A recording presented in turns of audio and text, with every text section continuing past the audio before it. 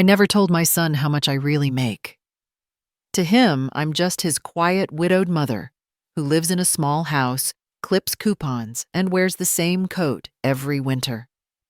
He doesn't know I earn $60,000 a month. He doesn't know I own half the company I retired from.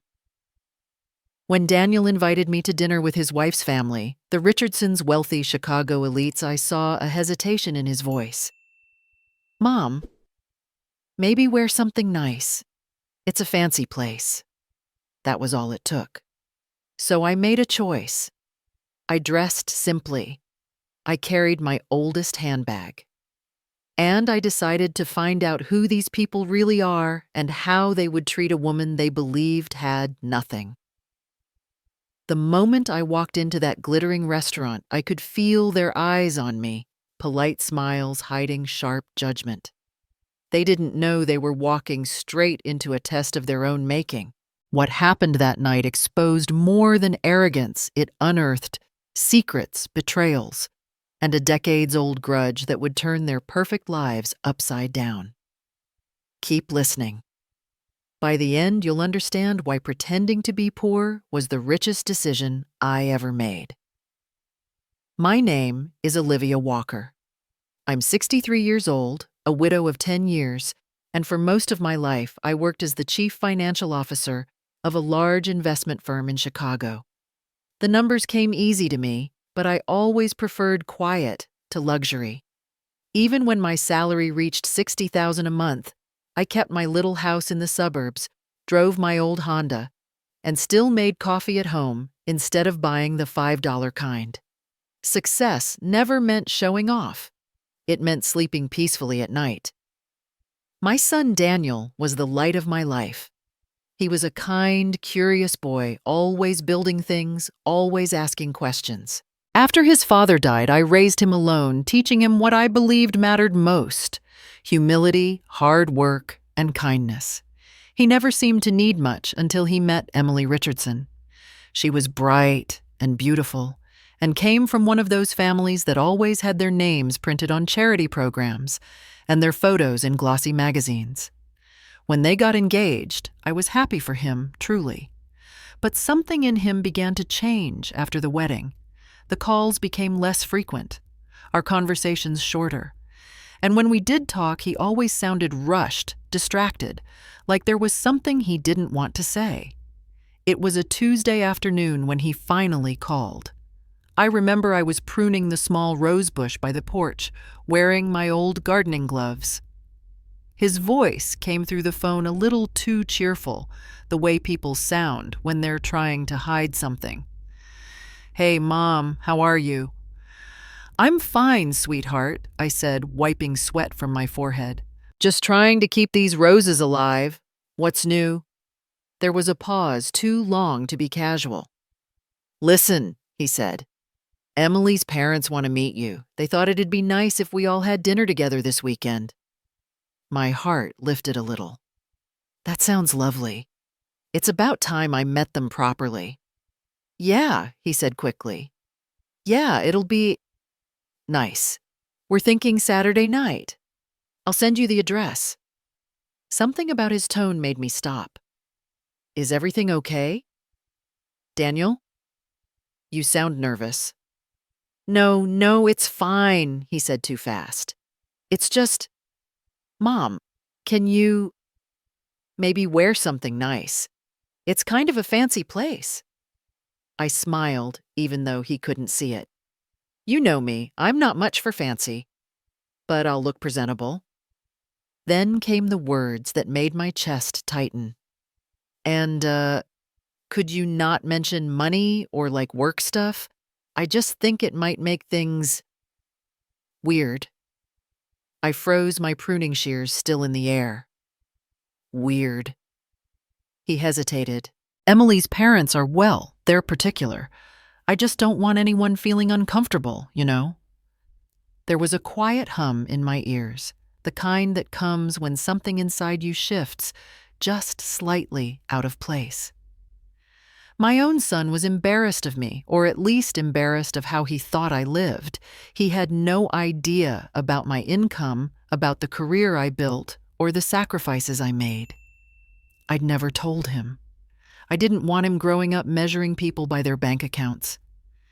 But hearing him say those words, it stung more than I expected. "Of course," I said softly. "Whatever makes you comfortable, Daniel." He exhaled, relieved. "Thanks, Mom. I appreciate it. I'll text you the details. Love you." "Love you too," I whispered, but he had already hung up.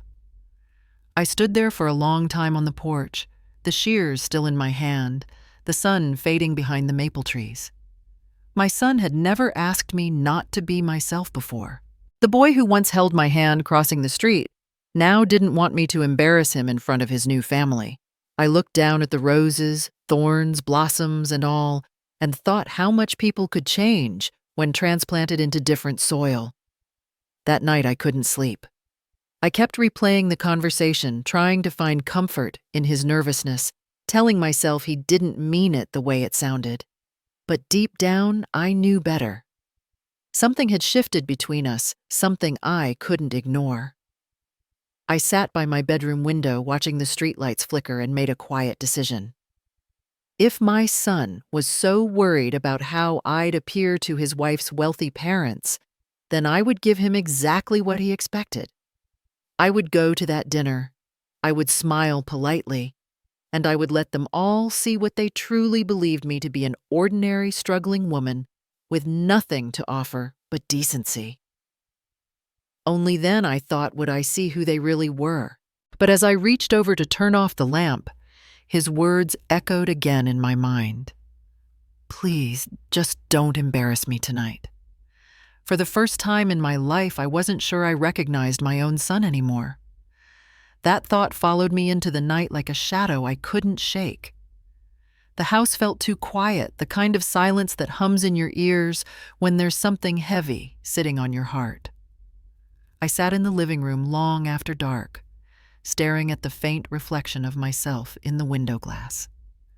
The porch light flickered outside, catching the edges of the photo frames on the wall. Daniel at his high school graduation. Daniel holding a fishing pole with his father. Daniel smiling next to me at his wedding. Somewhere between those snapshots, something had changed. I made tea, though I never drank it. The kettle's whistle cut through the silence like a warning, but I didn't move until the steam clouded the kitchen window. My mind replayed every small moment I'd ignored, the times Daniel said he was too busy to visit, the subtle way Emily avoided bringing her parents up when I asked about them, the way Daniel's voice tensed whenever I mentioned stopping by their new apartment. I'd brushed it all off as newlywed busyness. But now, after that phone call, I couldn't. There was something more beneath it. Something that smelled of shame. Maybe he was ashamed of me. The thought hurt more than I expected. I had spent 30 years raising him to believe that kindness mattered more than appearances. I worked long hours, skipped vacations, put every spare dollar into his education. I never complained, never asked for thanks. All I ever wanted was to see him grow into a good man. But had I made a mistake by shielding him from the world I really lived in? By hiding the money the success had, I somehow taught him that wealth was shameful instead of teaching him that it simply didn't define worth. I moved to the small writing desk in my bedroom, the one Henry had built before he died. Its surface was scratched and uneven, but it grounded me. On it sat a framed photo of him in his gray suit, smiling in that calm, confident way that used to make me feel safe.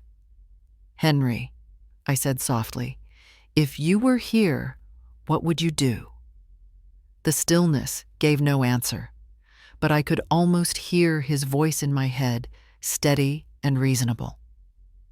"You always said people show their truth when they think no one's watching." That was when the idea began to form quietly at first, like a whisper from somewhere deep inside. If Daniel and his new family saw me as a woman of little means, maybe they'd show me who they truly were. It wasn't revenge I wanted. It was honesty. I needed to know if the boy I raised had kept his heart intact amid the glitter of Emily's world. I needed to see if the values we built together could still stand on their own. The clock struck midnight. I opened my closet and ran my fingers along the hangers' silk blouses, tailored jackets, dresses I rarely wore. Daniel had asked me to dress nicely. But what would happen if I didn't? What would they do if I showed up looking like the version of me they assumed existed? The modest widow, the simple mother, the woman who lived within her means. I pulled out a soft cotton dress, faded at the seams, but still clean and pressed. It was one Henry had loved the color of worn parchment, with a hem that brushed my calves. I found my old cardigan draped on a chair and slipped it over my shoulders. My reflection in the mirror looked plain, unremarkable. Not the woman who'd once negotiated multi-million-dollar mergers, just a mother. Maybe that was the point. In the jewelry box on my dresser, the Rolex Henry gave me for our 20th anniversary gleamed faintly under the lamplight. It had been his last gift before the cancer took him. For a moment, I held it in my palm, feeling the weight of it, the years, the sacrifices, the life we'd built. Then I placed it carefully back inside the box. "Not tonight," I murmured. "Tonight I'll wear something lighter." From the back of the closet, I pulled down my old leather handbag, the one I used before promotions, and bonuses changed my wardrobe. The edges were cracked, the handle worn, but it still closed neatly with a soft click. I found my car keys next the ones for the Honda Civic I kept parked behind the garage.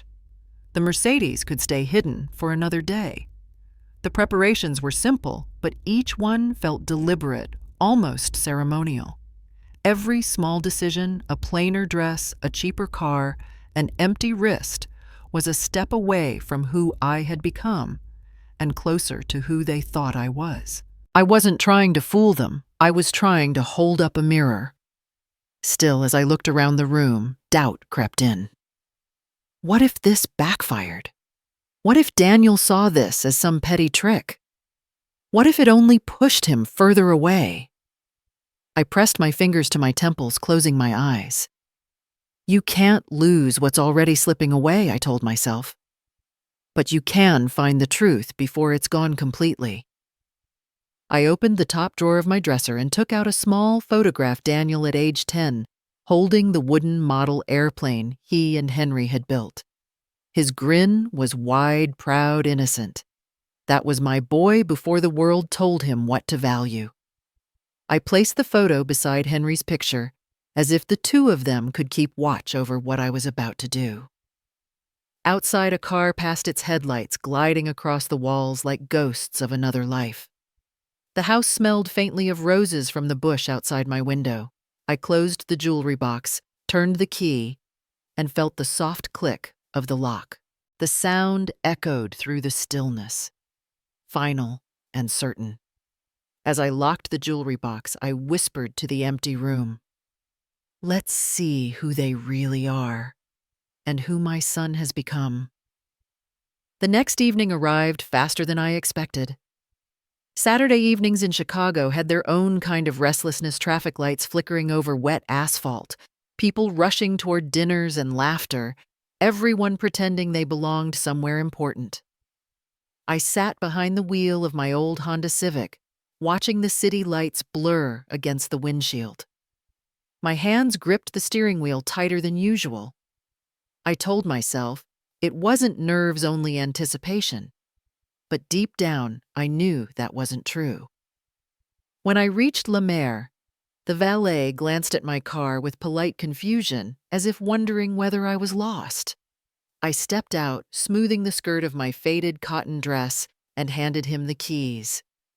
The air smelled of rain and expensive perfume. Through the restaurant's glass doors, I could already see the glow of chandeliers and hear the low hum of voices softened by money. For a brief moment, I wanted to turn back, but I didn't. I lifted my chin, squared my shoulders, and walked in. La Mer was the kind of place that made quiet people feel loud. Every table gleamed under soft golden light. The crystal glasses sparkled. Women in silk dresses laughed lightly. Men in dark suits gestured with quiet authority. The maitre d', a tall man with slicked back hair, approached with a rehearsed smile that faltered the moment his eyes landed on me. "Reservation?" he asked. "Walker," I said. "I'm meeting the Richardson party." He blinked, recalibrated his expression, then nodded. "Of course, ma'am. Right this way." His tone was courteous, but his glance down at my simple handbag was almost imperceptible and unmistakable. I followed him through the maze of tables, feeling eyes flicker toward me, and then away again. The air smelled faintly of butter and truffle oil, and I felt every step echo against the polished floor. They were already seated when I arrived. Daniel spotted me first and immediately rose to his feet, his smile just a little too quick, too practiced. "Mom, you made it." "Of course," I said, touching his arm briefly before turning to greet the others. Richard Richardson stood as well, a tall man with a firm jaw and the kind of confidence that comes from being obeyed more often than challenged. He wore a charcoal suit that looked custom-tailored, his silver cufflinks glinting under the chandelier.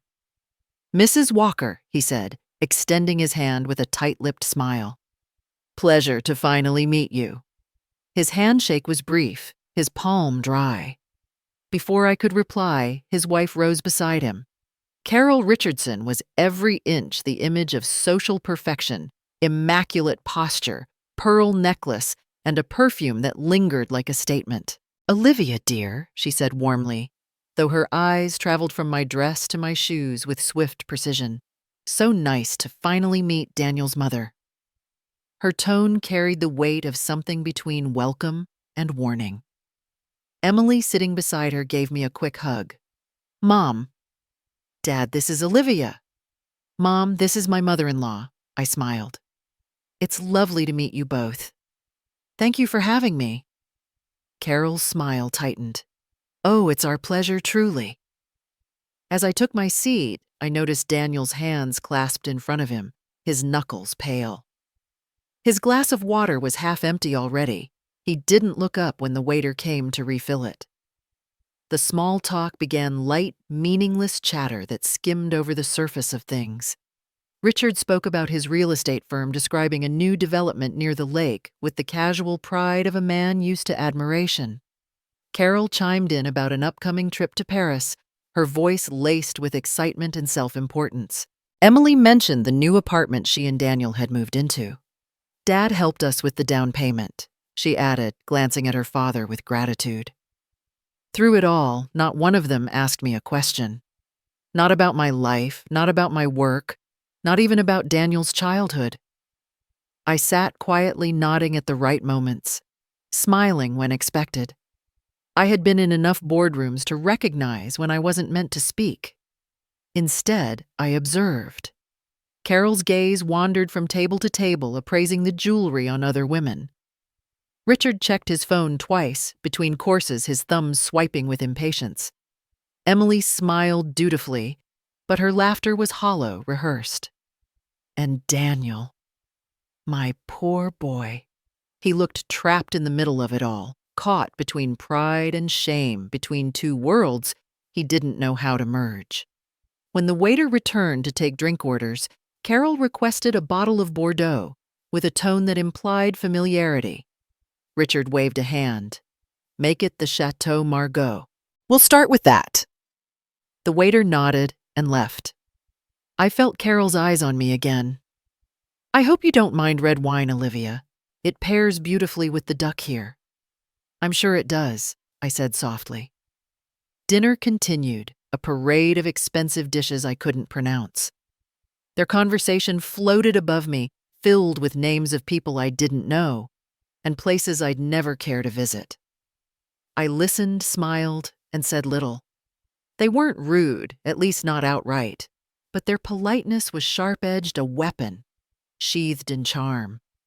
I thought about the countless dinners I'd attended for work over the years, The same laughter, the same fragile power games. The difference was back then I had played along. Tonight, I wasn't playing. I was watching. Halfway through, Daniel finally spoke. "Mom, did you find the restaurant okay?" "I did," I said. "It's lovely." Carol turned her smile toward me. "Yes, isn't it? We come here often. It's one of those places that just makes you feel elevated, don't you think?" Her eyes sparkled, waiting for a response. I met her gaze evenly. "It's certainly, something," I said, and she blinked, unsure how to take it. The waiter returned, gliding across the floor, like he belonged to another world. In his hands, he carried a stack of menus bound in dark leather. He placed one before each of us. When he reached me, he hesitated for half a second, just enough for me to notice before setting it down gently. The waiter placed the leather-bound menu in front of me. I opened it slowly. Every dish was in French. No prices listed. Carol leaned over with a smile that didn't reach her eyes. "Oh dear, I hope this place isn't too overwhelming for you." Carol's words floated across the table like perfume sweet on the surface, poisonous underneath.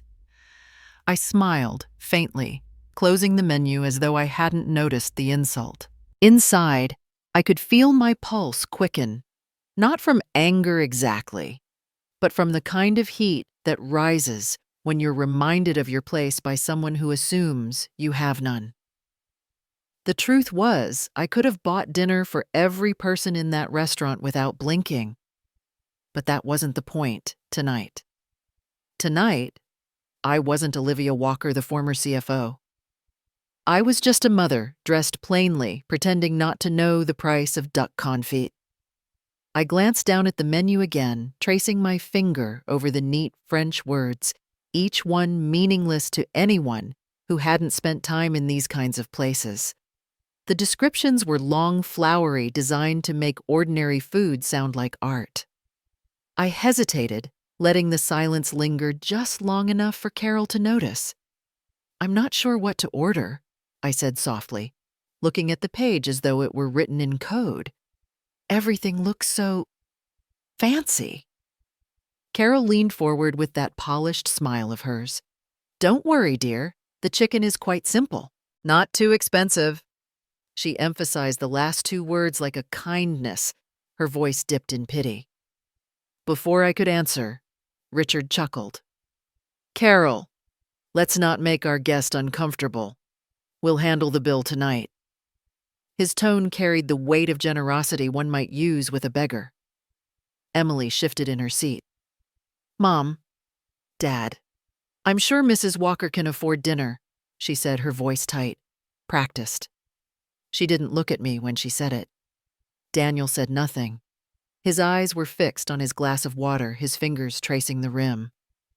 I turned to him, waiting for a word, a glance, any sign that he still saw me as the woman who raised him, not as someone to be pitied or hidden. But his silence said more than any defense could have. My son, the boy I'd once carried through thunderstorms, now couldn't lift his eyes to meet mine. Carol's attention shifted to my handbag. "You know," she began, tilting her head slightly. "Emily told us you live quite modestly." "It's admirable, really. Not everyone can afford the lifestyle we're used to." She said it with the same tone one might use to praise a child for sharing their lunch. I gave her a small nod. "I've always believed in living within my means," I said evenly. "It keeps life simple." Richard laughed lightly. "Well, that's certainly one way to look at it. Of course, in our line of work, simplicity doesn't get you very far." He launched into a story about a $50 million development project on the Gold Coast, how complicated the negotiations were, how clever his team had been. Carol added details about the investors dropping familiar last names like pearls along a string. I listened, nodding occasionally, though my mind was elsewhere. Emily mentioned the new car Daniel had bought her with his year-end bonus. It's just a little treat, she said modestly, her fingers brushing the diamond bracelet on her wrist. Daniel gave a thin smile, his posture stiff. I could see the tension in his shoulders, the way his jaw tightened every time his father-in-law spoke. But he still said nothing. I studied the table, the perfect silverware, the white linen folded like origami, the way Carol's manicured fingers rested lightly on her wine glass. They carried themselves with the calm confidence of people who had never been hungry, never worried about bills, never sat in a hospital room praying the doctor would say something different. They lived in a world where everything was earned through charm and image, and nothing real was ever discussed. I wasn't angry with them. Not yet. What hurt was realizing that Daniel fit so neatly among them like a puzzle piece that had been trimmed to fit the wrong box. The waiter returned with the wine list. Carol took it without looking at me, scanning the page like a queen granting permission. "We'll have the Chateau Margaux," she said to Richard, not bothering to check the price. For the table, I caught the waiter's brief glance, professional, detached. But there was something in his eyes, a flicker of awareness. When he poured the first glass, his sleeve brushed my arm. "Would you like to taste the wine, ma'am?" he asked quietly. I shook my head. "No, thank you." Carol smiled at me again. "Not a wine drinker." Oh, how refreshing. It's so rare to meet someone who doesn't feel the need to keep up. I could feel the corners of my mouth tighten, but I refused to let her see it. "Keeping up has never been my talent," I said. Dinner arrived, plates arranged like artwork portions, small enough to insult hunger itself. The conversation carried on, full of numbers and destinations and acquaintances I didn't know. I watched Daniel nod and smile, playing the part he thought they wanted. I wondered if he noticed how many times his father-in-law mentioned providing for one's family, or how Carol referred to Emily as our investment. They talked about people, money plans. No one talked about happiness. Halfway through the meal, I glanced up and caught the waiter looking at me again. There was something almost gentle in his expression, a kind of empathy that didn't belong in a place like this. He quickly looked away, but it lingered in my mind. Carol raised her glass. "To family," she said, smiling at Daniel, "and to making the right choices in life." Our glasses clinked.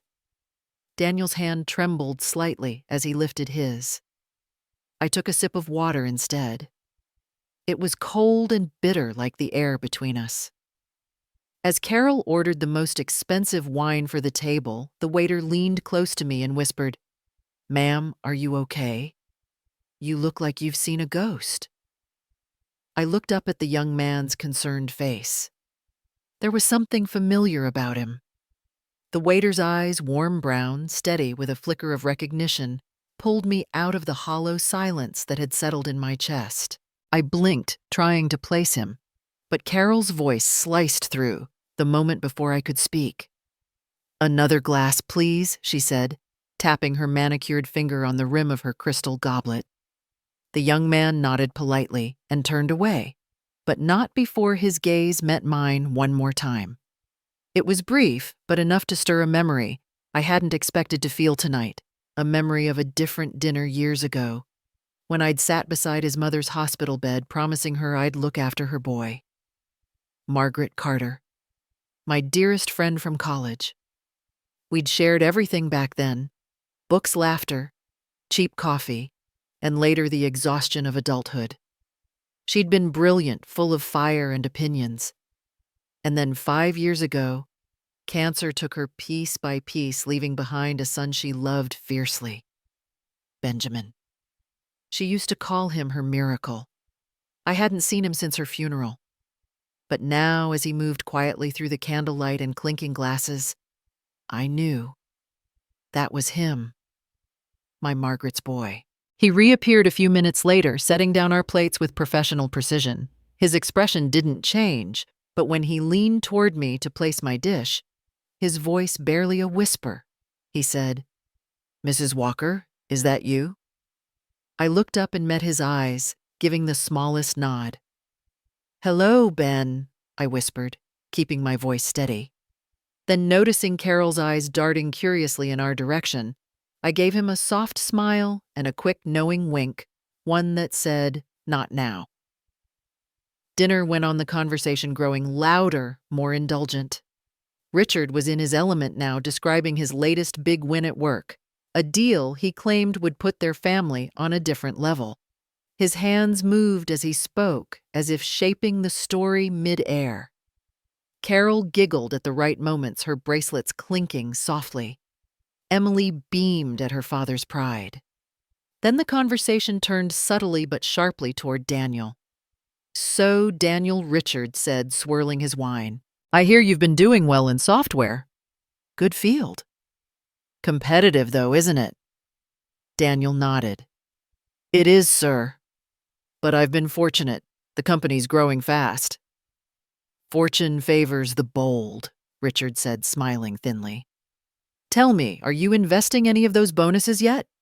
Real money's not made in a paycheck, son. It's made in smart risk." I saw Daniel hesitate, his shoulders tensing. "I haven't really gotten into that yet. I'm just trying to build savings for now." Carol gave a laugh, soft, patronizing. "Oh, Richard, don't tease him. He's still young.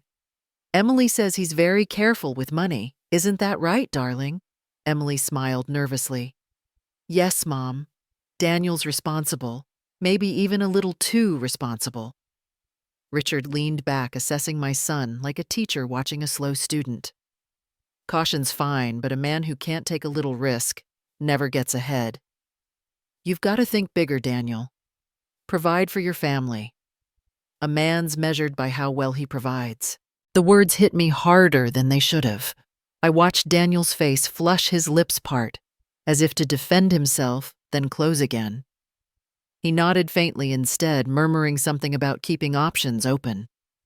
My heart sank. He looked smaller than I remembered, not the confident young man who'd once talked about changing the world, but a boy again eager to please the wrong people. Ben came back to refill the water glasses, his movements quiet and deliberate. When he reached my side, he set the pitcher down, and as he lifted my glass, slipped a small, folded note under the stem. No one noticed. My pulse quickened. I waited a moment before casually resting my napkin over it and opening it beneath the table. In small, neat handwriting, it read, "I need to talk to you about them." I folded it again, slowly tucking it into my palm. Whatever Ben knew, it wasn't trivial. His tone had been too urgent, too sure. I glanced up at him, and he met my eyes briefly enough to confirm that this wasn't a mistake.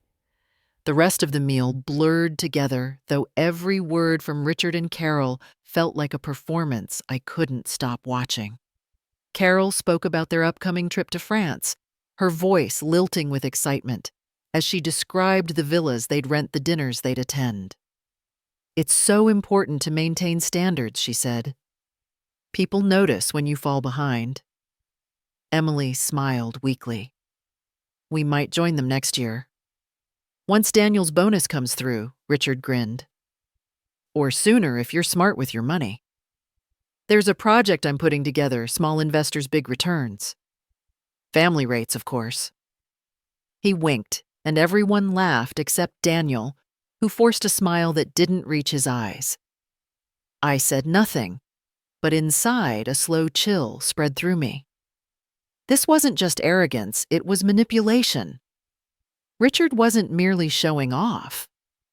He was planting something, testing Daniel's pride, feeding his insecurity. Every remark, every story was designed to remind my son that he wasn't enough. When the plates were cleared, Richard waved for the check before the waiter even offered. He pulled out a sleek black credit card and placed it on the tray like a trophy. "I've got this," he announced. "No need for anyone else to worry." Carol smiled, satisfied. "Well, that was lovely. Olivia." "Dear, thank you for joining us. I'm sure this was quite an experience for you." Her tone was light, but the words landed like a slap. I smiled, nodding once. It was, I said, it really was. Outside, the air was crisp, the sky a deep navy scattered with the first hints of stars. The Richardsons walked ahead, their laughter rising above the soft hum of traffic. Daniel followed, his hand resting lightly on Emily's back, his head turned away. I hung back, letting them drift a few steps ahead. As they reached the valet, I felt a gentle touch on my arm. I turned. Ben stood there, his expression serious but calm. His voice was low, steady, and carried the kind of truth that leaves no room for doubt. "Mrs. Walker," he said quietly, "you're not the first person they've treated this way. And you need to know that man Richard, he's in serious trouble. The kind of trouble that could drag your son down with him." Ben's words followed me home like a shadow I couldn't shake. Serious trouble. That's what he'd said. Trouble that could drag my son down with him. I drove back in silence, the city lights stretching across the windshield like faint ghosts. I didn't turn on the radio. I didn't need the noise. My thoughts were loud enough. 2 days later, I called the number Ben had written on the back of the restaurant's business card. He picked up on the first ring as if he'd been waiting. We agreed to meet that afternoon at a small cafe on the west side, one of those quiet, unpretentious places with chipped mugs and the smell of burnt coffee lingering in the air. When I arrived, Ben was already there, seated at a corner table, his posture straight, but his expression uncertain. He looked older than the boy I remembered, older even than the young man I'd seen at the restaurant. Responsibility has a way of aging people faster. He stood up when he saw me. "Mrs. Walker," he said, his voice low but warm. "Thank you for coming." "Of course," I replied, sitting across from him. "I'm the one who should thank you. You've already told me more than anyone else has." He hesitated, then reached into his backpack and pulled out a large manila envelope. It was thick, stuffed with papers and sealed with tape. He slid it across the table toward me. "Everything's in here," he said. "And before you open it, thank you for what you did for my mom. I never forgot that. You paid the last round of her hospital bills when I couldn't. I didn't even know until months later." I felt a lump rise in my throat. "Your mother was my friend," I said quietly. "She would have done the same for me." He nodded, his eyes glinting. "What I'm about to tell you, Mrs. Walker, it might help you save your family." I opened the envelope. Inside were financial statements, photocopies of emails, and screenshots of company filings. Each page was neatly labeled in Ben's handwriting. "Richard Richardson." Ben began, his voice steady. "Now owns a real estate company called R&R Development.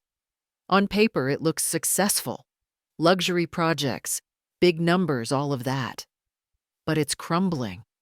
The truth is, he's over $3 million in debt.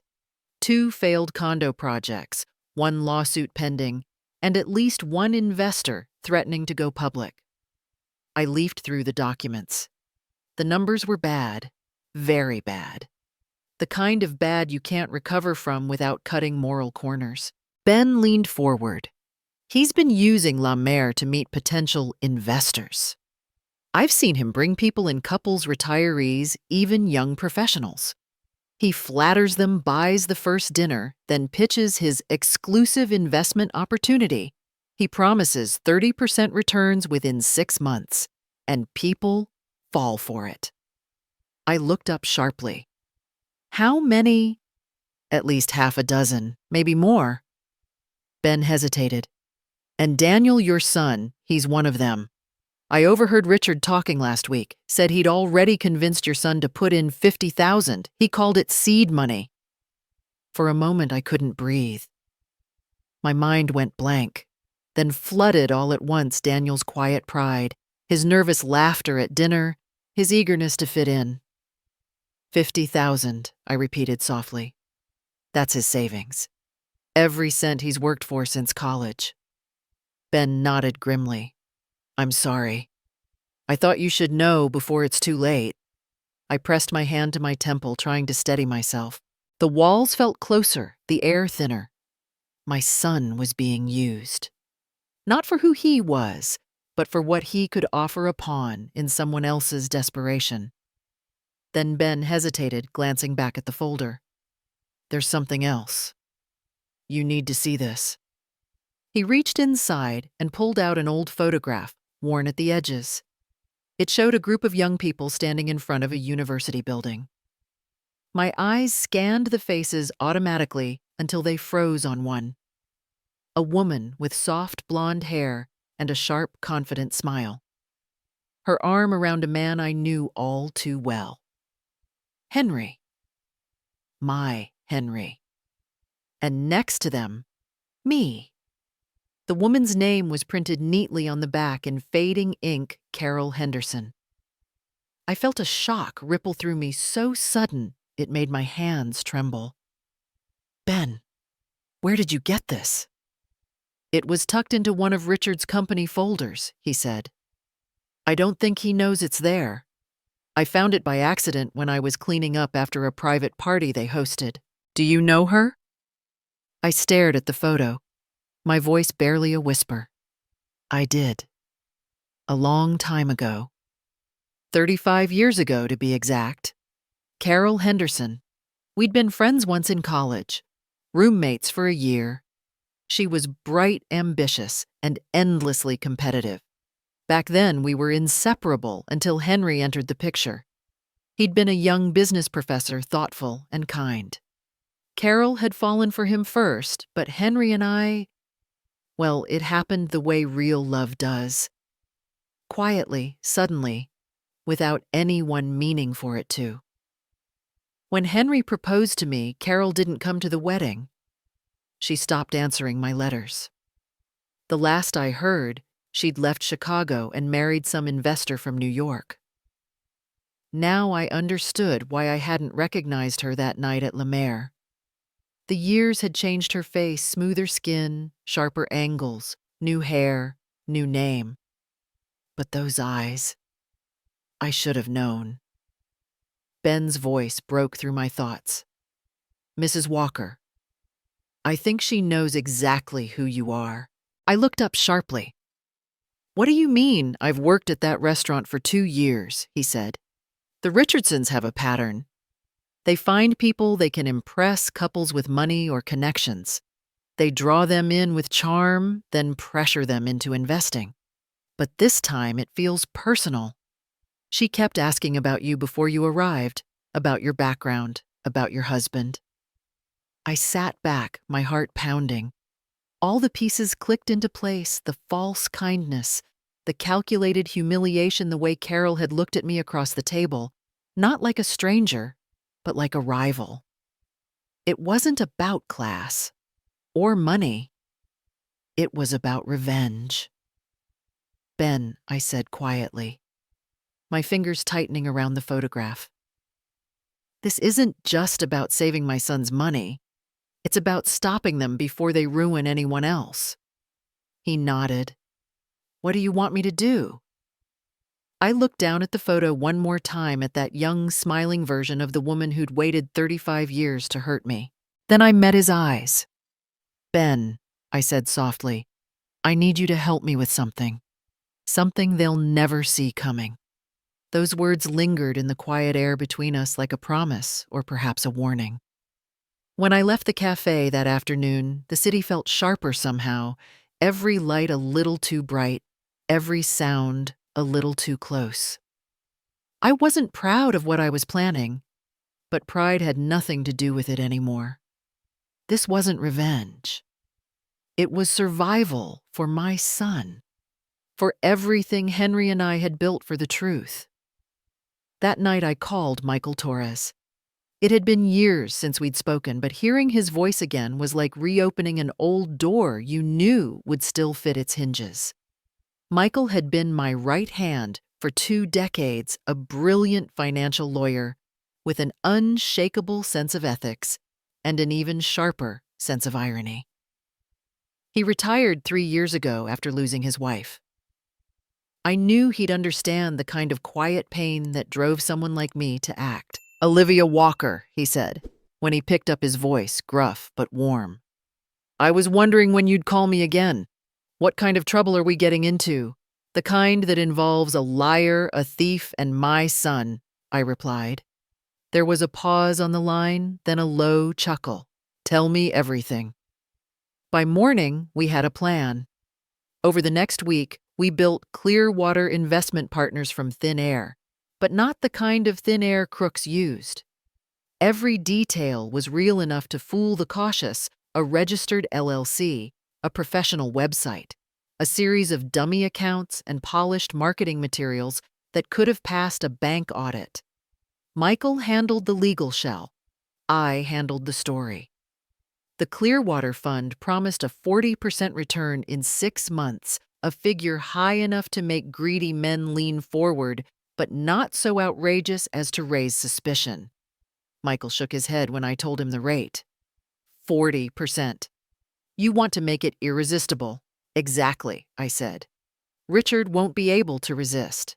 Men like him never can." The next step was Ben.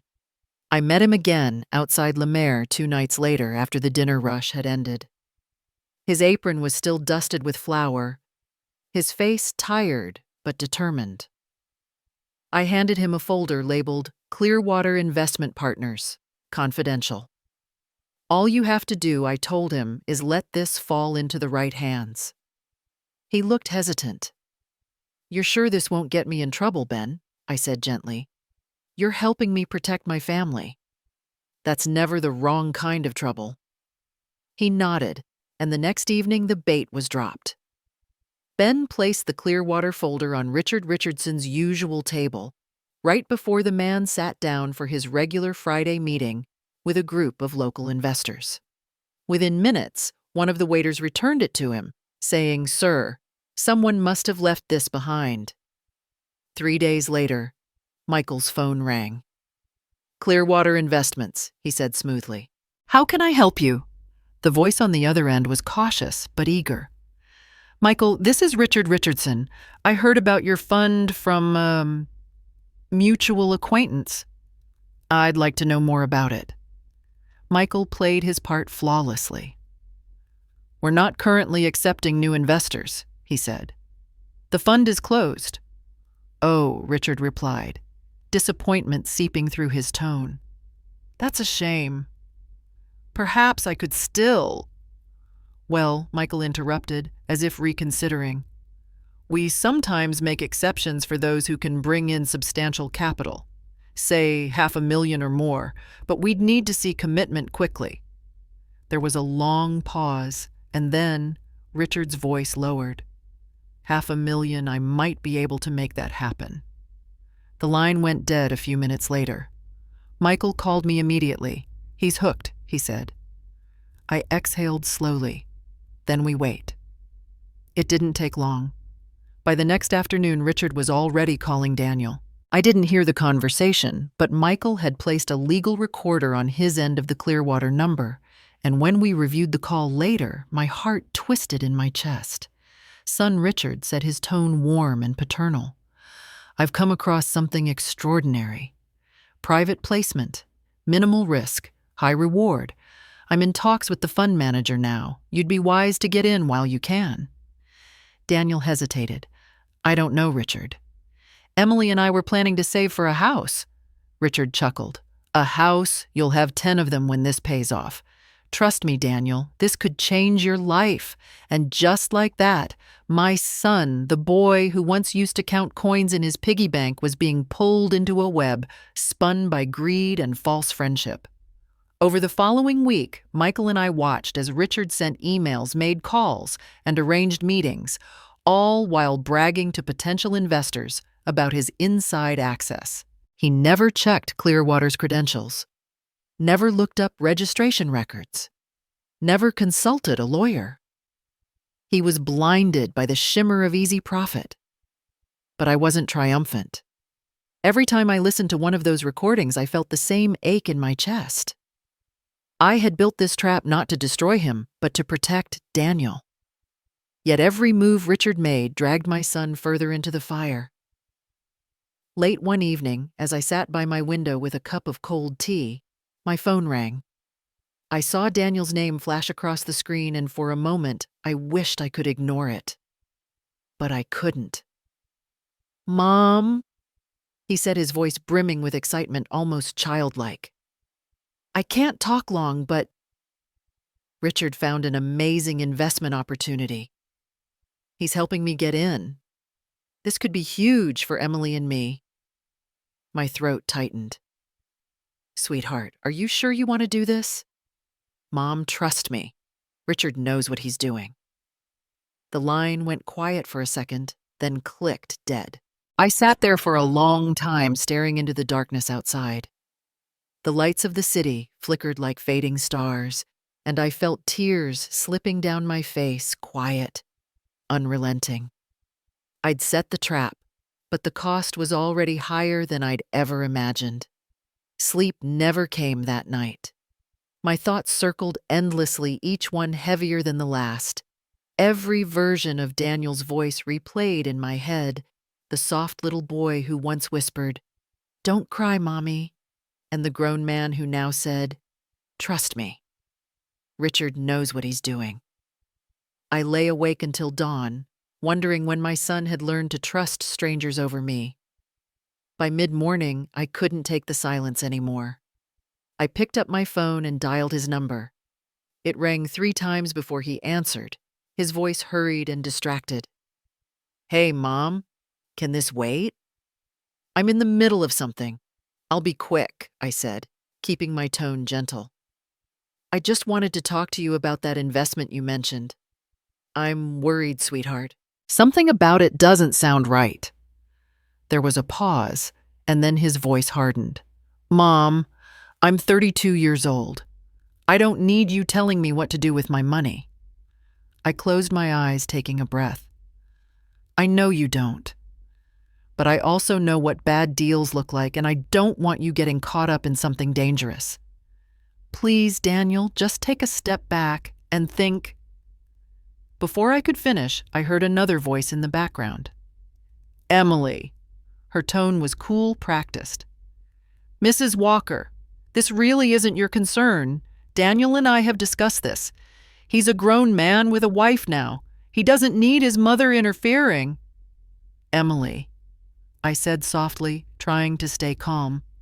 "I'm not trying to interfere. I just want him to be careful." "This man?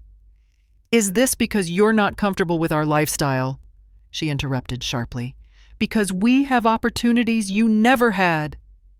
Her words hit me like a slap. For a moment, I couldn't speak. I wanted to tell her about the years I'd worked, the nights I'd fallen asleep at my desk, so Daniel could have a better life. But before I could find the words, Daniel's voice returned, clipped and distant. "Mom, Emily's right. Ever since I married her, you've been different. Jealous, maybe. You can't stand that we're doing well." I gripped the phone tighter. "Jealous." My voice trembled despite myself. "Daniel, I have never been jealous of you. Everything I've ever done, every decision I've made was to give you the life you have now." "Then let me live it," he said sharply. "I need some space, Mom. Don't call me for a while." The line went dead. I sat there, phone still pressed to my ear, long after the silence settled in. It felt as if someone had reached into my chest and pulled out the air. I lowered the phone slowly, staring at the faint reflection of myself in the dark screen. My own face looked like a stranger's, older, smaller, defeated. That afternoon passed in a blur. I made tea I didn't drink, turned on the TV without hearing a word. The house felt too quiet, too large. Everywhere I looked, there were reminders of Daniel, his childhood drawings framed on the hallway wall. The dent in the old kitchen table where he'd dropped his toy car, the photo of us from his college graduation. I picked it up and traced his face with my finger. He'd been smiling so wide that day, his arm around my shoulders, full of gratitude and hope. "We did it, Mom," he'd said then. Now I wondered when that we had disappeared. As evening fell, my phone buzzed again. I glanced at the screen, Michael Torres. I hesitated before answering.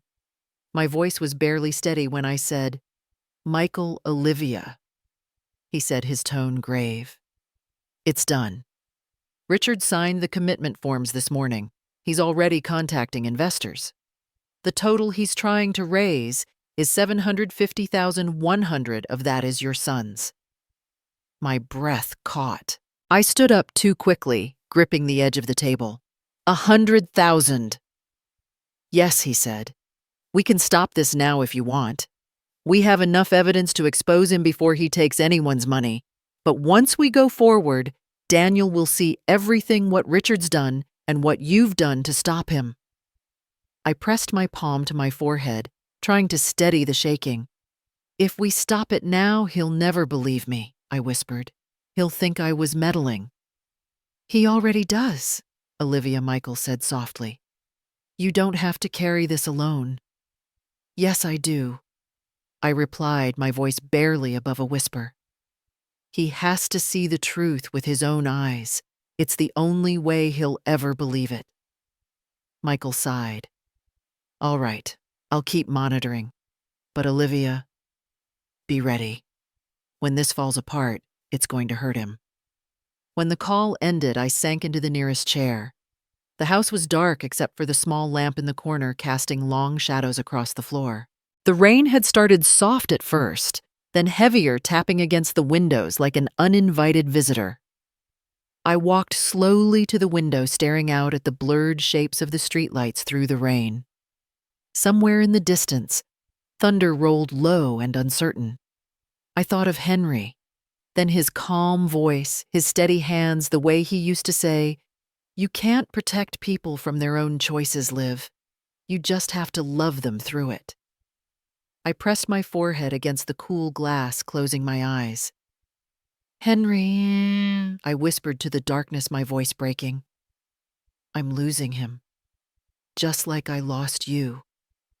What if I'm wrong? What if he never forgives me?" The rain answered softly against the window, steady and relentless, as if it, too, understood the weight of waiting. The days that followed passed in a blur of silence. Daniel didn't call. He didn't text. Each morning, I woke hoping I'd see his name on my phone, and each night, I went to bed with the same empty screen. 3 weeks stretched thin like the space between breaths you can't quite take. Emily posted photos online, smiling in sundresses, Daniel beside her on a beach in Hawaii. "Celebrating new beginnings," the caption read. My son tanned and happy, his arm around his wife, her diamond catching the sunlight. It should have comforted me to see him safe, but all I could feel was distance. They looked like strangers, 2 people playing a role in someone else's life. Meanwhile, Michael kept me informed. Richard was moving fast. Too fast. He'd scheduled a private signing event for potential investors Friday at 7 La Mer. I could hear the unease in Michael's voice when he called. "He's bringing everyone, Olivia." 3 families, including your son. He plans to collect all the funds that night." "Then that's the night it ends," I said. Steady, though my heart thudded. Later that afternoon, Ben called too, Mrs. "Walker," he said quietly. "I just overheard him telling the maitre d' to clear the back room for a special event. It's happening. You'll want to be there." "I will be," I said. But beneath the calm words, fear lingered, an old familiar kind that had nothing to do with money or deceit. It was the fear of watching someone you love walk straight into danger and knowing you can't stop them. I spent the next few days preparing. Michael gathered the paperwork, the proof of Richard's fraud, the recordings, the falsified contracts, every detail tied neatly together. We agreed there would be no police, not yet. You want truth, Not punishment, he said. Let him hang himself with his own greed. He was right. What I wanted wasn't revenge, it was revelation. But there was another confrontation waiting, one I hadn't told Michael about. Carol. Something had shifted in her, I could sense it. Through Ben's updates, I learned she'd been restless, asking questions she hadn't before, overhearing snippets of Richard's phone calls, words like last chance and loan defaults.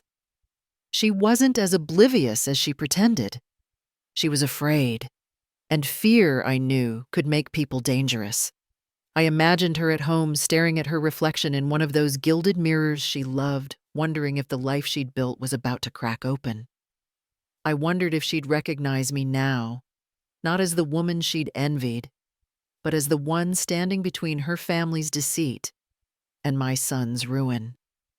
2 nights before the dinner, I sat at my desk with a blank sheet of stationery. My hand hovered over the paper for a long time before I began to write. Daniel, my darling boy. If you're reading this, it means I've failed to protect you, failed to teach you to see through lies, failed to keep you close.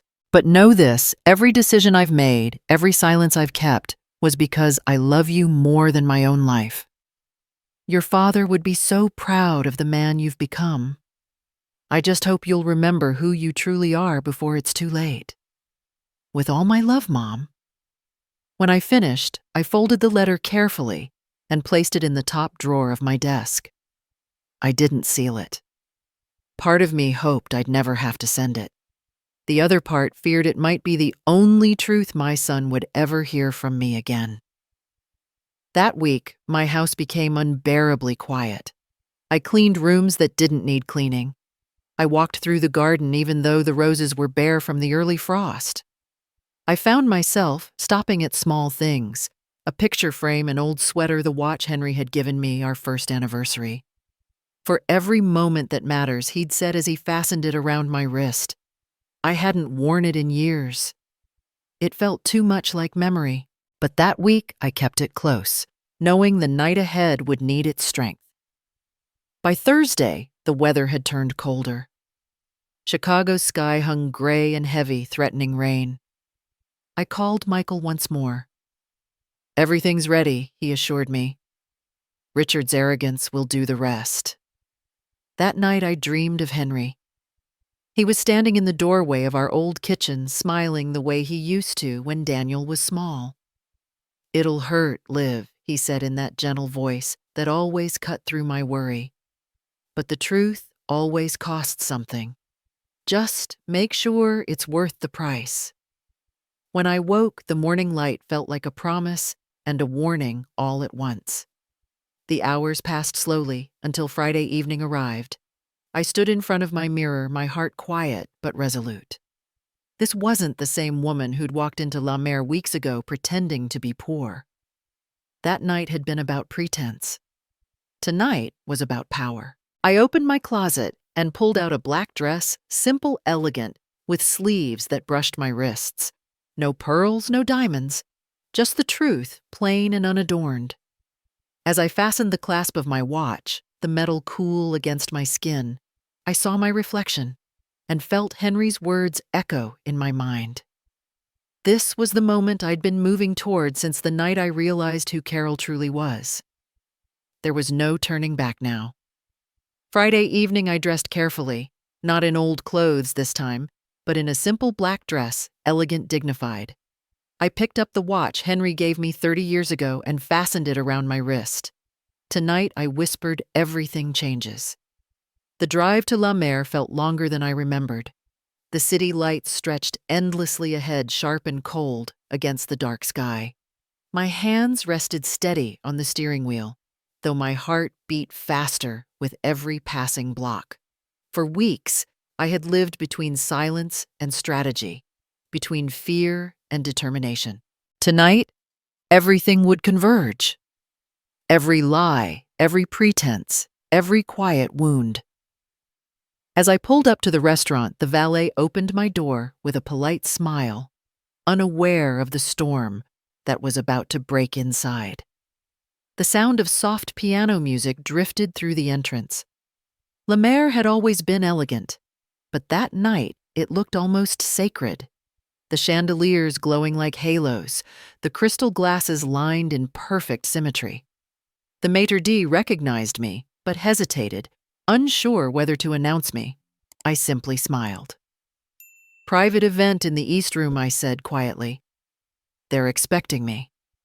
He nodded and gestured toward the far hallway.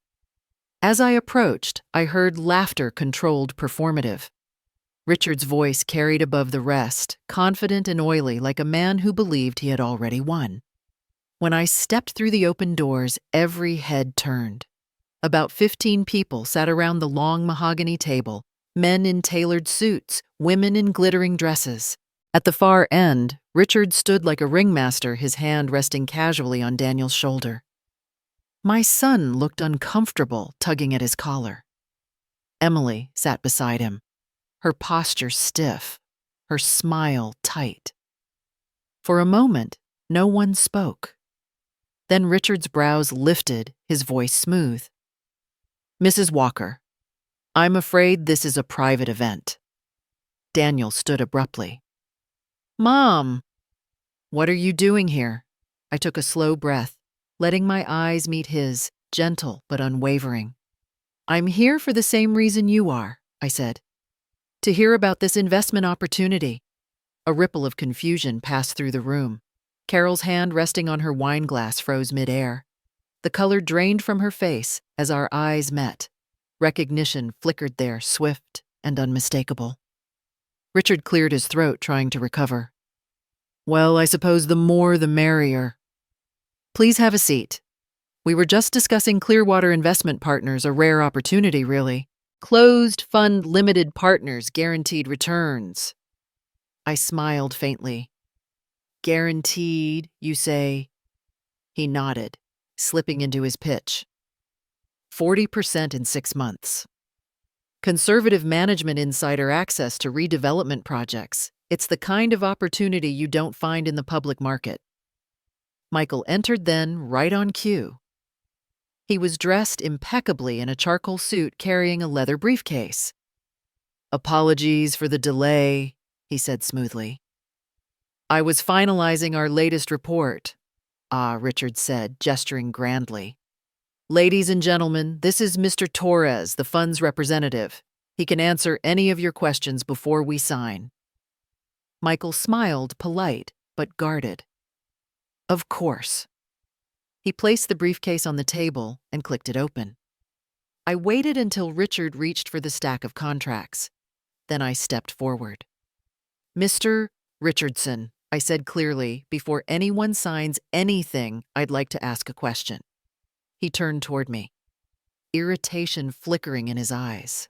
"Mrs. Walker, I really don't think I believe you're about to ask these good people to invest in Clearwater Investment Partners." I continued, my voice calm but sharp. "Am I correct?" He hesitated. "Yes, and as I said, it's an exclusive opportunity." "Then you should know." I said that Clearwater Investment Partners doesn't exist. Not as a legitimate fund, anyway. For a moment, silence filled the room, thick and heavy. Then the whispers began. Chairs shifted. Glasses clinked. Daniel's face went pale. "Mom, what are you talking about?" Michael straightened, his expression solemn. "Ladies and gentlemen, my name is Michael Torres, attorney at law. I apologize for this deception, but Clearwater was created as a test to see if Mr. Richardson would perform proper due diligence before soliciting your investments." He opened the briefcase fully and began distributing folders. "Inside, you'll find documentation of Mr. Richardson's outstanding debts, over $3 million, failed projects, misleading statements to prior investors, and emails detailing previous opportunities that left 7 families financially devastated." The room erupted into chaos. "This is slander," Richard thundered, his face flushed crimson. "You can't." "I can," Michael said evenly, "because every piece of evidence is verified." Richard slammed a hand on the table, his composure unraveling. "Who do you think you are?" I met his gaze steadily. "Someone who knows exactly what you are.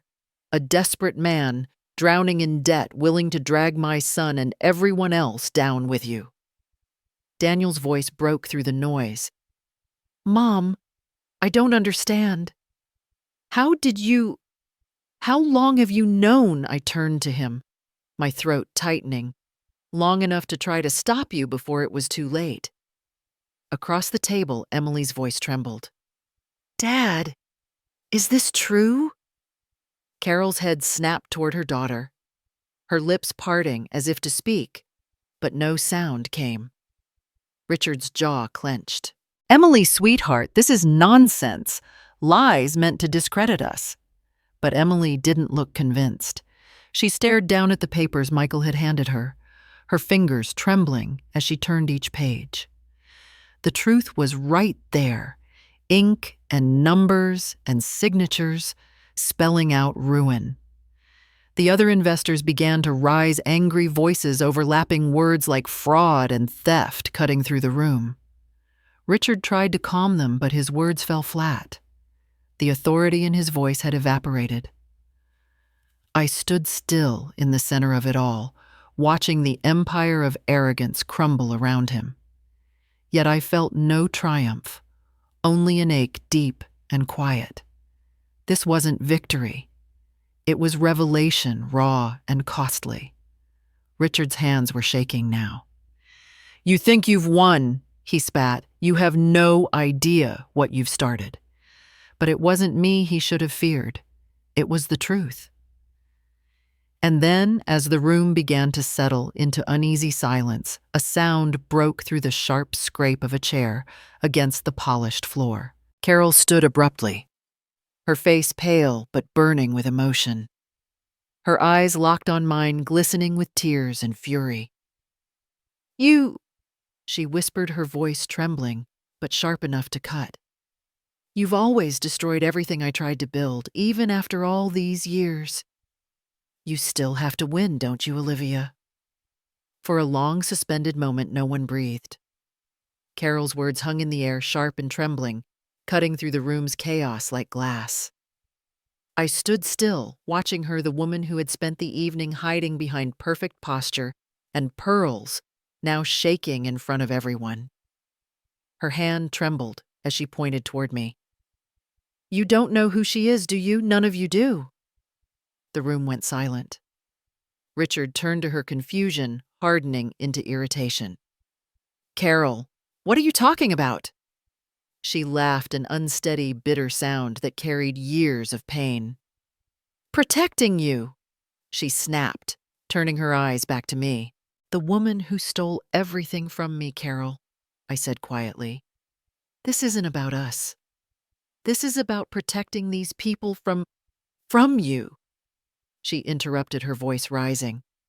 "Don't you dare pretend to be the hero, Olivia. You've always been the one who gets everything, the one everyone loves."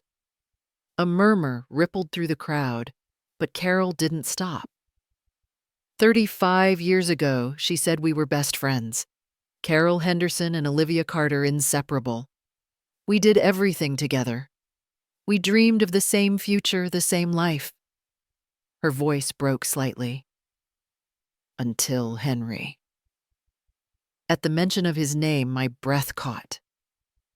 "You remember him, don't you?" she said. Her face twisted in a mix of fury and grief. "Henry Walker, the young professor, everyone adored. I loved him first. I was with him before you, but he met you, and suddenly I didn't exist anymore. He chose you. You had everything, Olivia.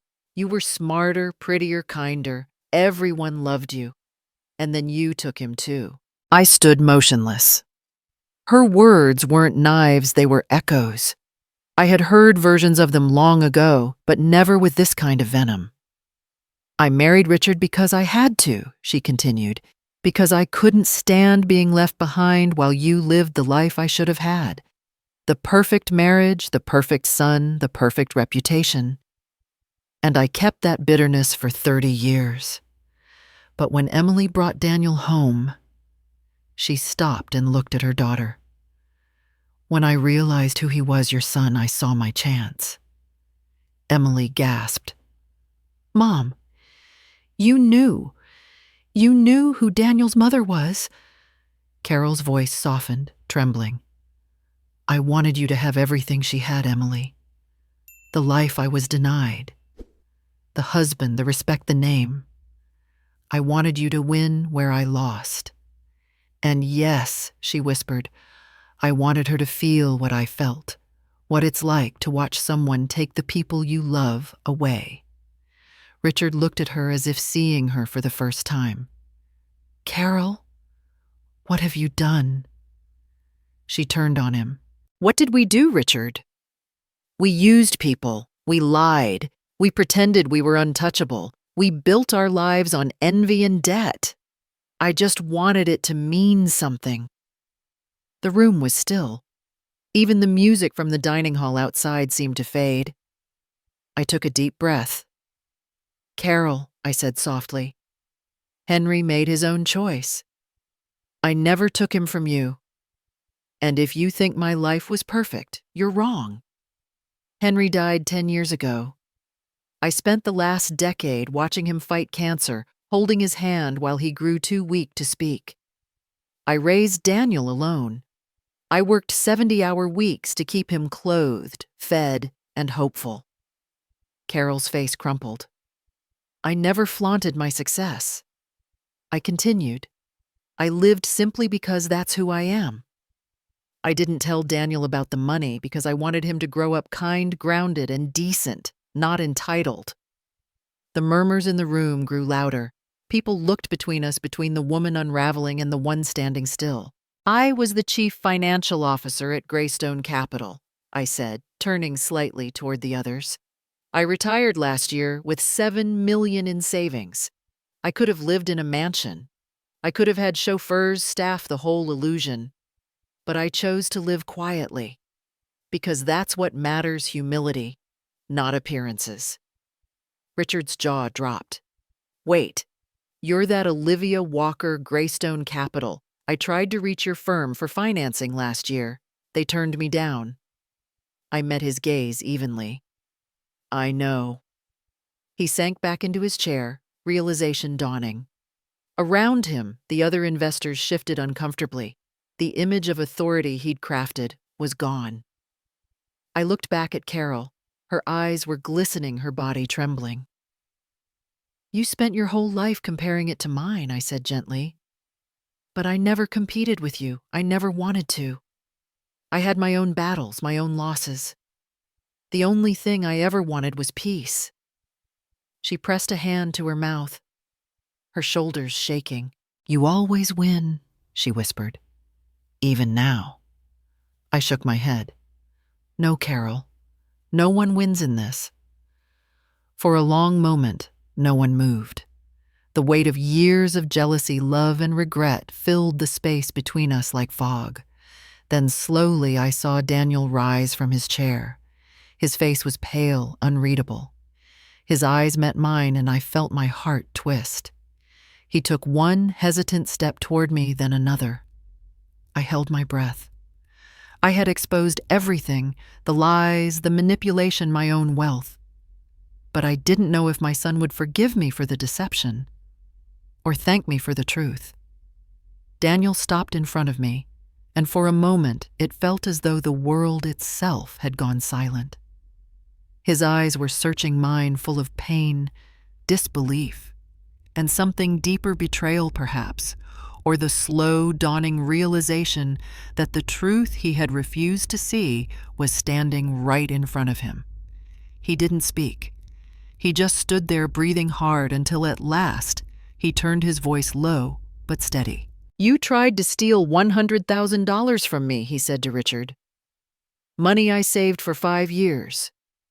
For my future family. The words hung in the air like a verdict. Richard flinched, then straightened his shoulders, forcing a smile that crumbled at the edges. Daniel, son, I can't explain.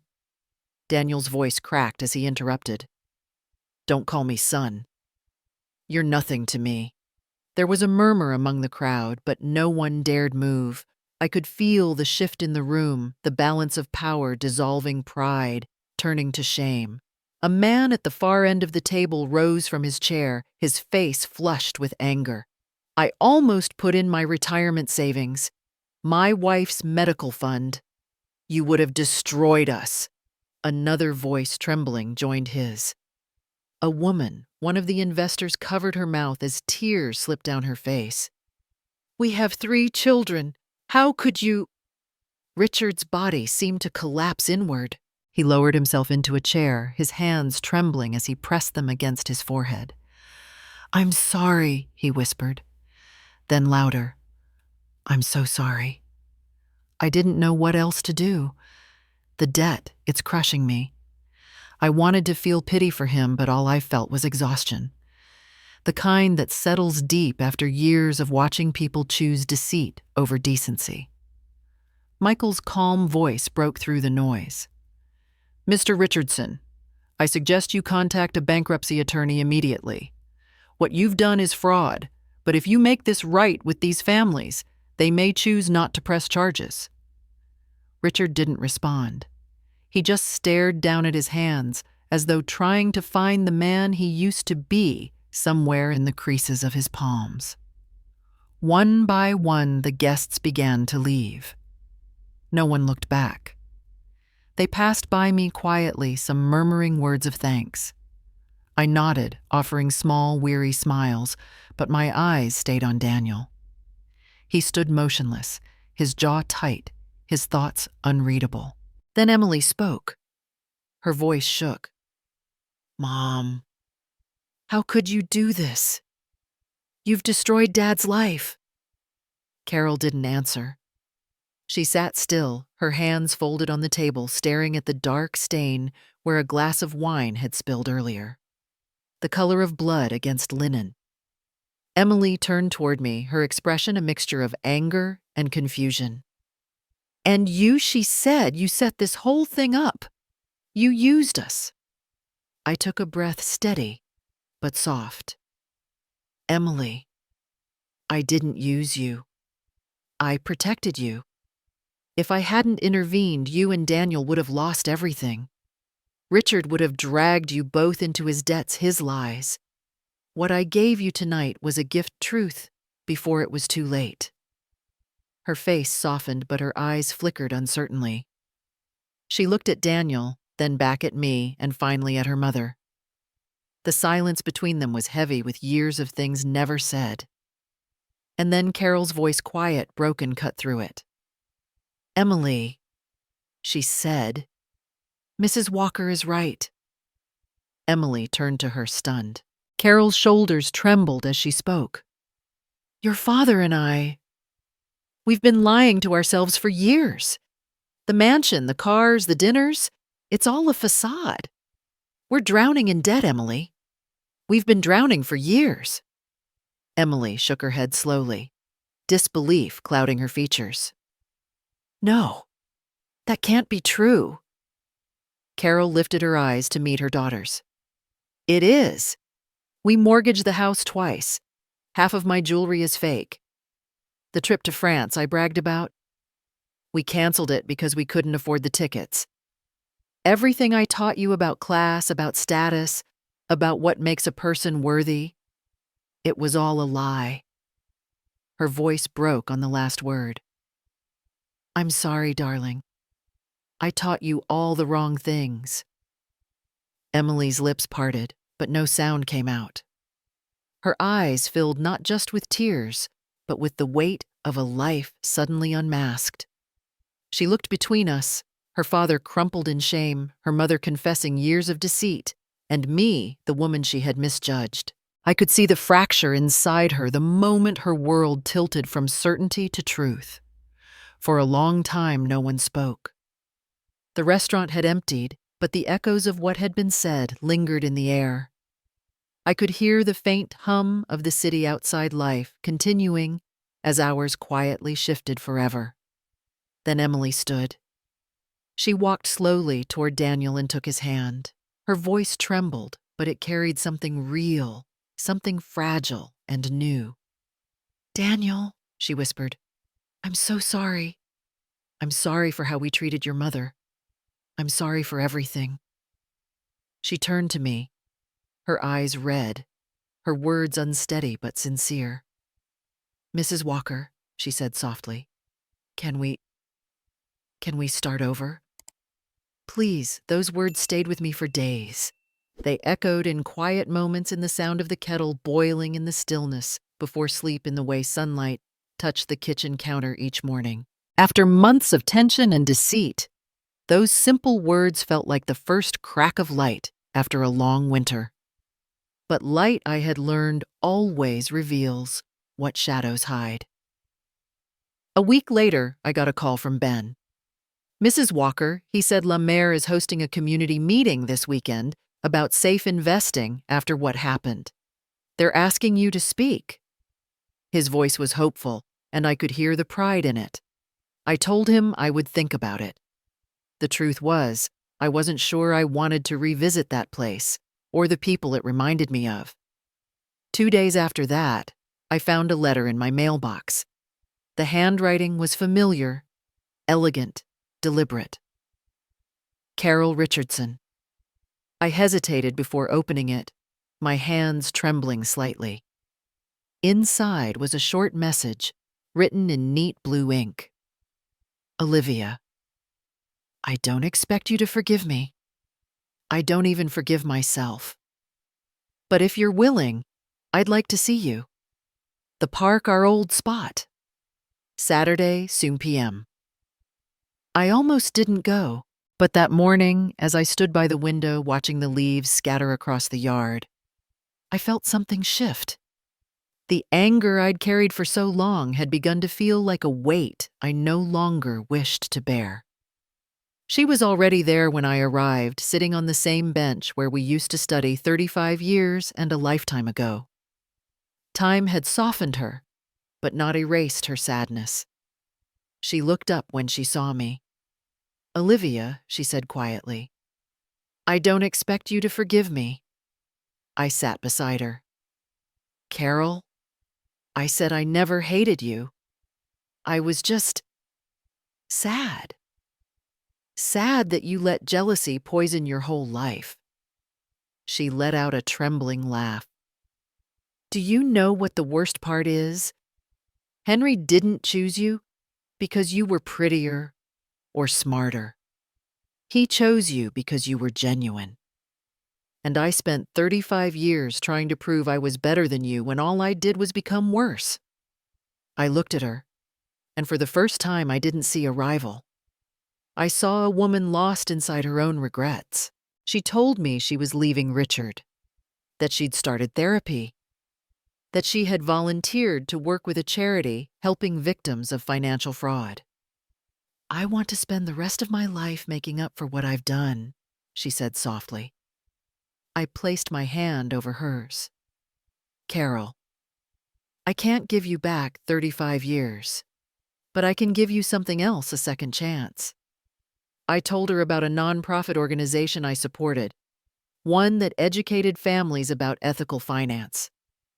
If you truly want to change, I said I'll help you, not because you deserve it, but because that's what Henry would have wanted me to do.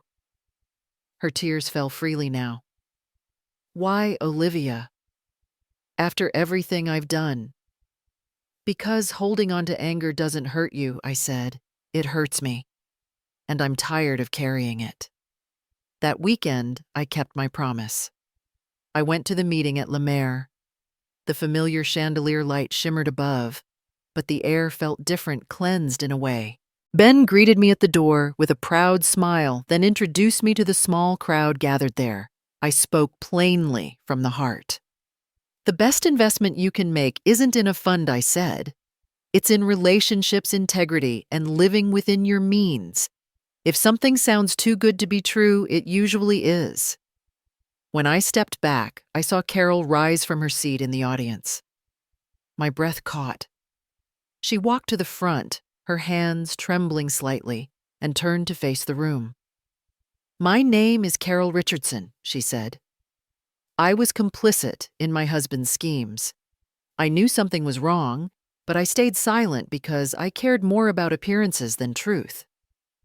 I want to publicly apologize to Olivia Walker and to anyone else we hurt.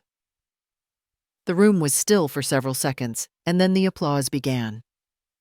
It wasn't loud or celebratory. It was slow, respectful, an acknowledgement of courage and honesty.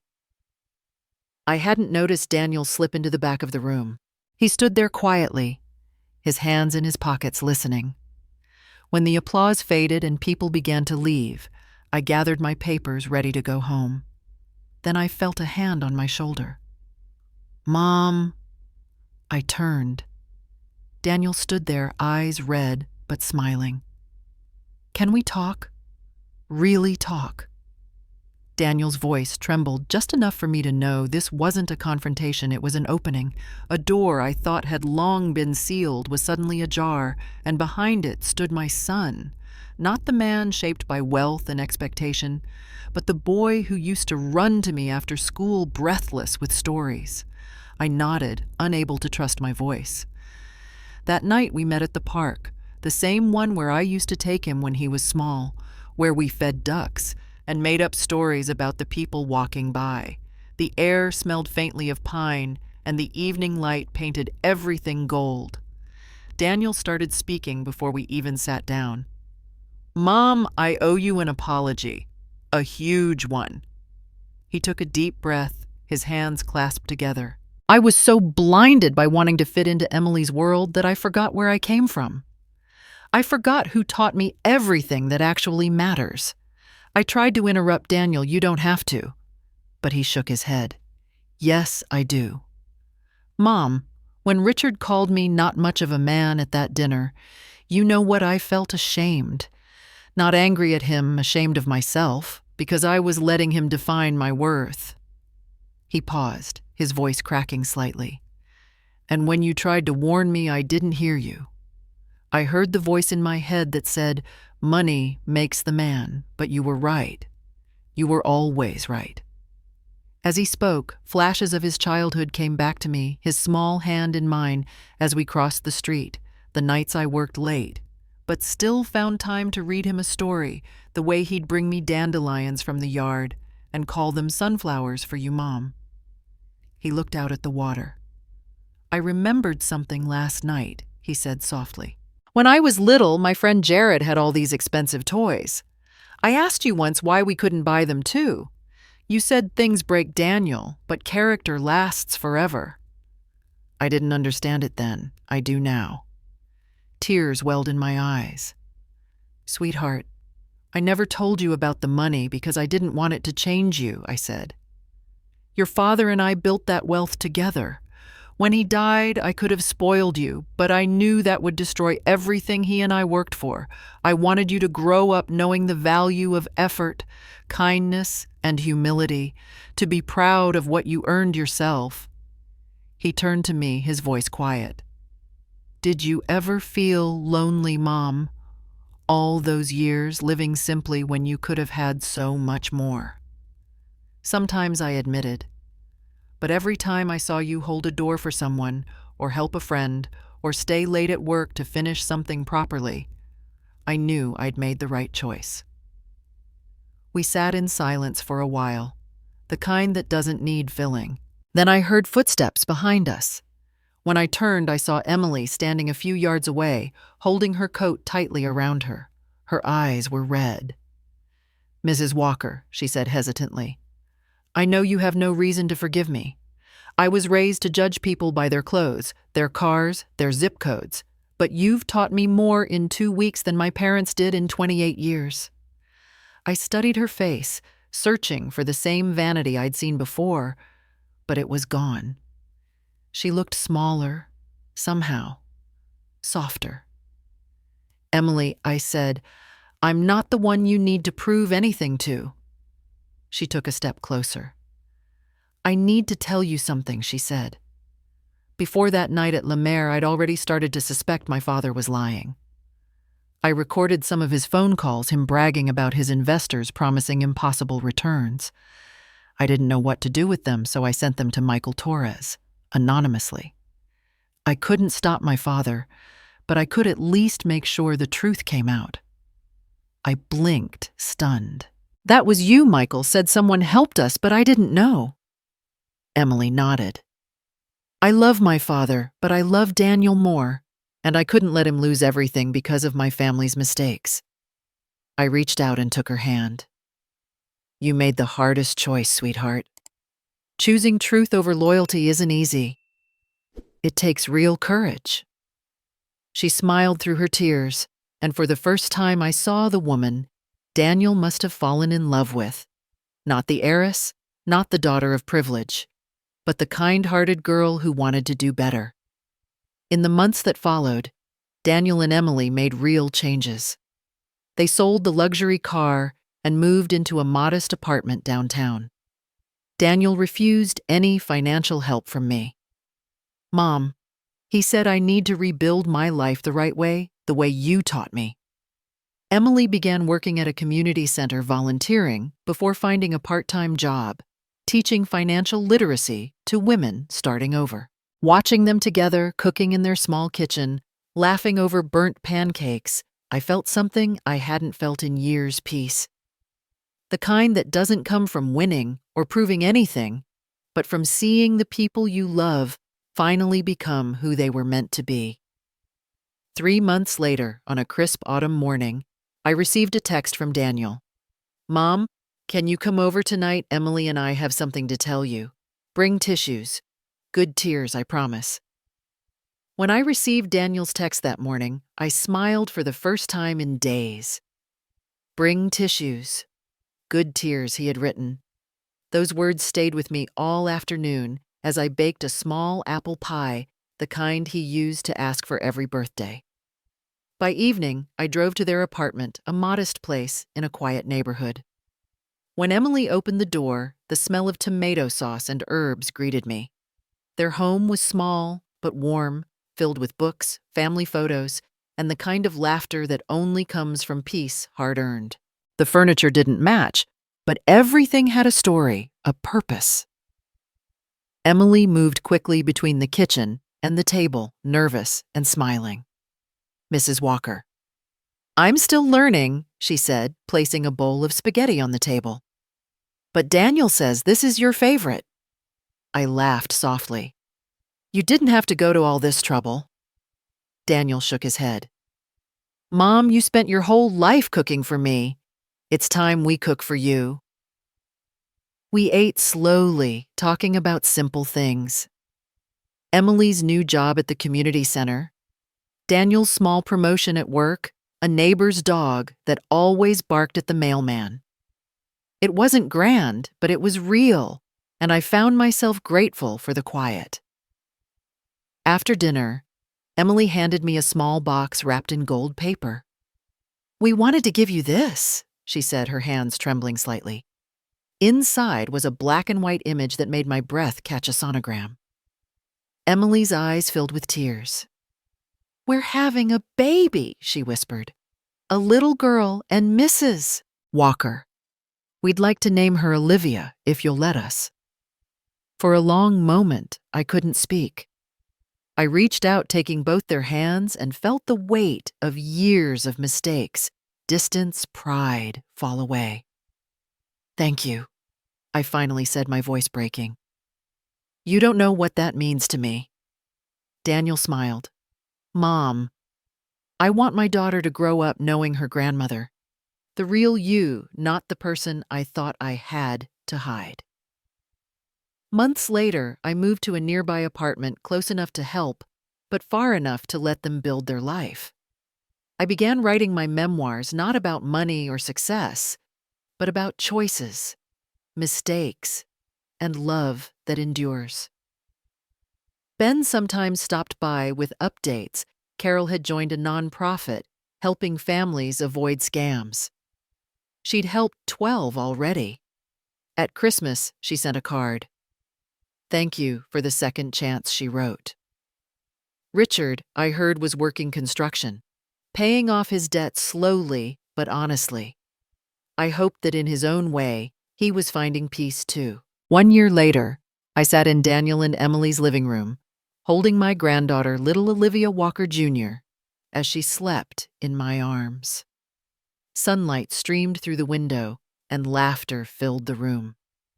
Henry, I thought if you can see us now, I hope you're proud. I looked at the watch he had given me decades ago, the one I had finally put back on my wrist. Time hadn't just passed, it had healed, taught, and forgiven. Emily looked over at me and asked softly, Mom Walker, what's the most valuable thing you ever owned? I looked at my granddaughter in my arms, at Daniel, at Emily, and smiled. This moment, right here, right now. Everything else was just noise. And that was my story. A story about truth, humility, and the kind of love that doesn't fade with time. If you've listened this far, I hope it reminded you that real wealth isn't counted in dollars, but in forgiveness, courage, and family. I hope it made you think about the moments we often overlook, the quiet dinners. The second chances, the words left unspoken until it's almost too late. Now I'd love to hear from you. Have you ever pretended to be someone else just to see who truly cared about you? Have you ever learned the hard way that pride can cost more than money ever could? Tell me your thoughts in the comments below. I read every single one, and your stories mean more than you know. If this story touched your heart, don't forget to subscribe and stay with us for the next one. Each week, we share stories about ordinary people who find extraordinary strength when life tests them the hardest. So hit that subscribe button. Share this with someone who needs a reminder that it's never too late to make things right. And let's keep these stories alive together. After all, sometimes the smallest story can change the way we see everything.